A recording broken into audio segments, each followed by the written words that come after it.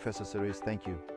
We're in this beautiful studio, coming out of this beautiful EuroPCR session mixed with GRCI, and we have seen the use of a stent that is still a bit confidential in France, the HT Supreme. I'd like to hear from you, as I know you're very involved in the Pioneer 4 study and in patients at high risk of bleeding, what to expect from this stent. Do you think this healing-targeted stent will be able to reduce the duration of dual antiplatelet therapy? Yes, the whole philosophy of the HT Supreme stent is to achieve a fairly rapid release of the sirolimus. There's a peak around 18 days, and then the concentration of sirolimus falls below the therapeutic inhibitory threshold. So this is really the time when smooth muscle cells multiply, and the fact that it drops below the inhibitory level right after enables the endothelium to rebuild quite rapidly and globally. And this, of course, is essential in someone with a tendency to bleed and reduce. The therapy, the dual antiplatelet therapy, to 1 month. So that's what happens in the new clinical study named Pioneer 4. At 1 month, we stop the aspirin that I'd like to eliminate it at some point because the P2Y12s we have now are so powerful that the synergistic role of aspirin is actually minor. It is, however, the cause of significant bleeding.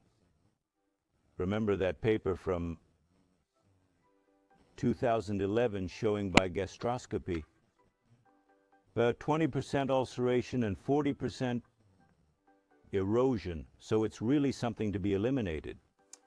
And when you compare, and this is really preliminary, when you compare Pioneer 3, which is the FDA study, with a 5-year follow-up, it's clear that nothing was lost.